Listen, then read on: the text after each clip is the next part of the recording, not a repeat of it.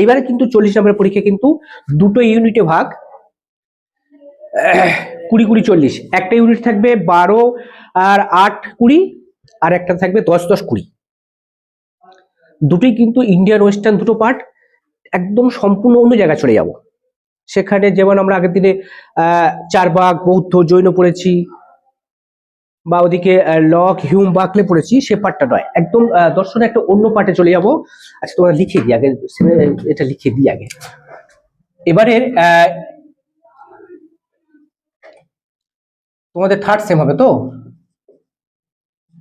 এই পার্টে কিন্তু 40 নাম্বার কি হবে, একটা থাকবে 12x1 12, আর 8x1, এটা একটা ইউনিটে। আচ্ছা এখানে করে দিই, ইউনিট 1। এখানে থাকবে মেটাফিজিক্স, বাংলা লিখে দিয়া নাকি ইংরেজি লিখে দেবো?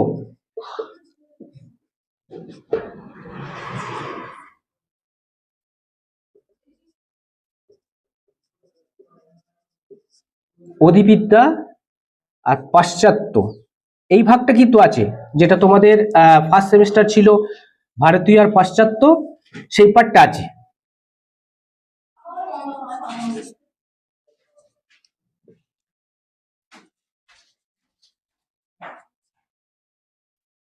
এই দুটো পার্টে এই পার্টটা থাকবে 8, এই পার্টটা থাকবে 12, আর ইউনিট 2 তে থাকবে এথিক্স, মানে নীতিবিদ্যা।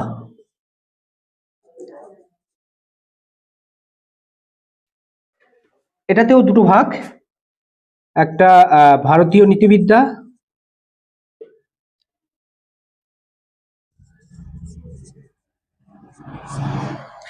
আর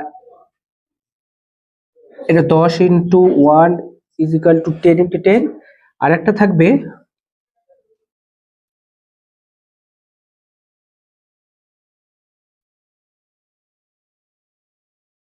সামাজিক ও রাষ্ট্রীয় দর্শন, মানে সোশ্যাল অ্যান্ড পলিটিক্যাল ফিলোসফি।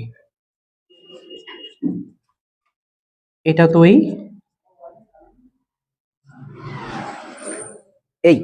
এই তোমাদের সিলেবাসের পার্ট।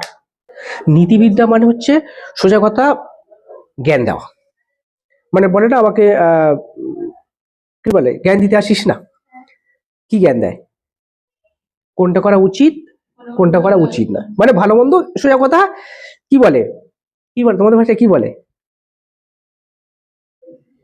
জ্ঞান দিতে আসিস না, বন্ধু মহলে তাই তো বলা হয়, কি বল? আচ্ছা থাক, তোমাদের ভাষা থাক, ও আমরাও কলেজ টাইমে বলতাম, বলতো বাবা তোমাদের সময়টা আমরাও পেরে এসেছি, জ্ঞান দিস না। আহ না, ভাটবাড়ির কথাটা বোধহয় নীতিবিদ্যার মধ্যে পড়ে না, ভাটবাড়ি কিন্তু হাম্বড় করা বা নিজেকে জাহির করা। নীতিবিদ্যা মানে জ্ঞান দেওয়া কথাটা আর অন্য ভাষায় কি বলা হয়, মানে সোজা কথা উপদেশ দেয় আর কি, বাবা মামা হোক, শিক্ষক শিক্ষিকা হোক, বড়রা হোক ছোটরা হোক, সোজা কথায় যেটাকে বলা হয় জ্ঞান দেওয়া, বা যেটা ভালো সেটা বলা, নীতি কথা। এইটা হচ্ছে নীতিবিদ্যা মানে বুঝলাম। তাহলে আগেই তোমাদের প্রথমে বলেছিলাম যে ভারতীয় দর্শন মানে একটু একটু প্যাঁচালো, একদম জিলেপির প্যাঁচালের মতো।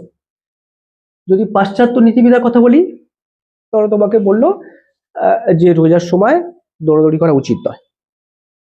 কেন উচিত নয়? কষ্ট হবে, জল তেষ্টা পাবে, এসেট্রা এসেট্রা। ঠিক যদি ভারতীয় দর্শন বলে, সে অনেক রকম বলবে, দৌড়ালে শরীরে তোমার জল কমে যাবে, তোমার শারীরিক অসুস্থ দেখা দেবে, যার ফলে তোমার যদি রোজা নষ্ট হয়, ধর্মীয় এসেট্রা এসেট্রা, মানে তোমাকে একই জিনিস সোজা কথা ঘুরিয়ে পেঁচিয়ে প্রচুর ভয় দেখানো, যেটাকে বলে, সেটা কাজ করা করা ভারতীয় দর্শন। ভারতীয় দর্শনে তাহলে কি কাজ হলো, সবসময় একটু জড়িয়ে পেঁচিয়ে বলা। তাহলে নীতিবিদ্যায় কি দেখবো, জ্ঞান, সোজা কথা জ্ঞান দেওয়া, মানে নীতিবাক্য প্রয়োগ করা, কোনটা করা উচিত কোনটা করা উচিত নয়। যদিও এই নীতিবিদ্যাটা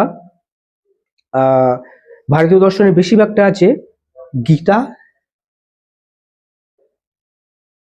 আর এথিক্সে পাবো আমরা কান্টের থেকে।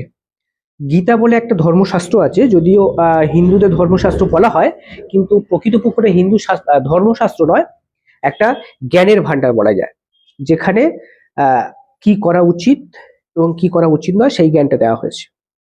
মানে শুধু আমার তোমার ভালো নয়, দেশের কল্যাণের জন্য বা সার্বিক কল্যাণের জন্য যে কাজটা করা উচিত সেই কাজটার কথা বলা হয়েছে। তাহলে প্রশ্ন হচ্ছে অধিবিদ্যাটা কি? নীতিবিদ্যার কথাটা বুঝলাম, অধিবিদ্যা অনেক বেশি বিদ্যা। অধিক কথাটা মানে কি হচ্ছে? ক নাই কিন্তু, অধিক মানে যদি বলতে অধিক বিদ্যা, তাহলে অনেক অনেক অধিক মানে কি? অনেক অনেক জ্ঞান ইজ নট অধিক, ইজ অধিবিদ্যা, মানে মেটাফিজিক্স। মেটাফিজিক্স মানে, আচ্ছা ফিজিক্স মানে কি? ফিজিক্স মানে পদার্থবিদ্যা, মেটাফিজিক্স মানে ঠিক পদার্থবিদ্যার আগে যেটা, মানে যেখান থেকে অধিবিদ্যা শুরু হয়েছে, এই পদার্থবিদ্যা শুরু হয়েছে তার আগের পার্টটা হচ্ছে অধিবিদ্যা। কেমন? পদার্থবিদ্যা কি কাজ করবে? তারা প্রমাণ করবে। জলকে যদি যারা ফিজিক্স নিয়ে পড়ে তাদের কাছে দেওয়া হয়, তারা খ্যাচ খ্যাচ করে বলে দেবে যে 2 ভাগ অক্সিজেন আর H2O, মানে হাইড্রোজেন, 2 ভাগ হাইড্রোজেন আর 1 ভাগ অক্সিজেন, এই ওদের কাজ। নীতিবিদ্যায়, আমাদের অধিবিদ্যায় কিন্তু সেই সব না। অধিবিদ্যা কি করে? যে বিষয়টা দেখা যায় না, তাহলে কি দেখা যায় না? ঈশ্বর, আত্মা, আর কি ভূত, যেগুলো দেখা যায় না, যেগুলো দৃশ্যমান বস্তু নয়, সেগুলো নিয়েই মূল আলোচনা করে অধিবিদ্যা। দুটো বিদ্যা কি কি পড়বো? একটা পড়বো ভারতীয় অধিবিদ্যা বা পাশ্চাত্য অধিবিদ্যা, আর একটা পড়বো নীতিবিদ্যা। আর একটা আছে তোমাদের সামাজিক ও রাষ্ট্রীয় দর্শন। সামাজিক মানে সোশ্যাল অ্যান্ড পলিটিক্যাল, তোমাদের আছে তো, রাষ্ট্রবিজ্ঞান আছে তোমাদের। আর কি আছে? History, education. আচ্ছা, প্রত্যেকের জিওগ্রাফি আছে। ওকে, তাহলে সামাজিক ও রাষ্ট্রীয় দর্শন মানে সোশ্যাল অ্যান্ড পলিটিক্যাল ফিলোসফি। ওকে, এই পার্টে আমরা, এই অধিবিদ্যার পার্টে আমরা পড়বো দ্রব্য, কার্যকারণ আর দেহ মনের সম্পর্ক। দ্রব্য কি? তোমাদের ভাষায় বলো, দ্রব্য কি?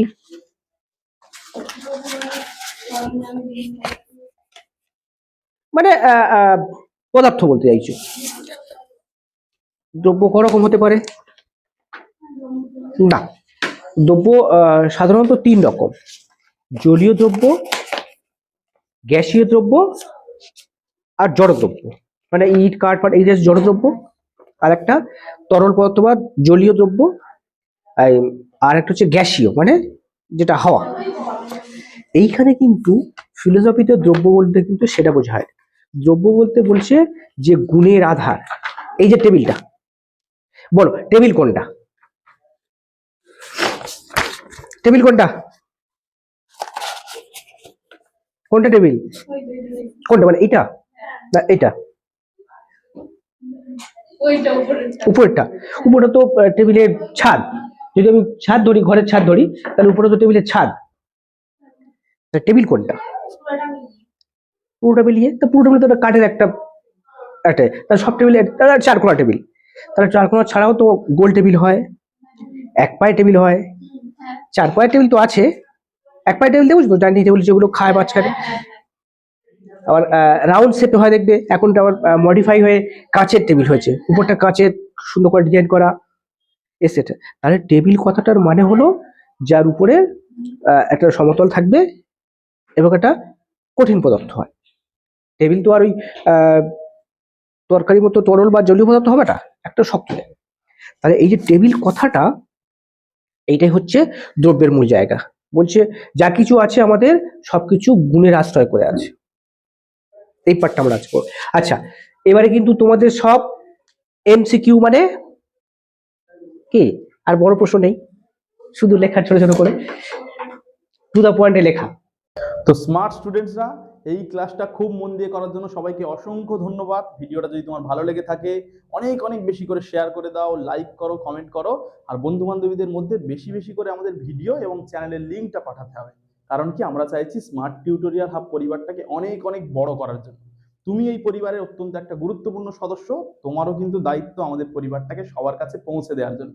সবাই ভালো থাকবে, সুস্থ থাকবে, নিজের খেয়াল রাখবে আর পড়াশোনা করবে, ঠিক আছে? Thank you.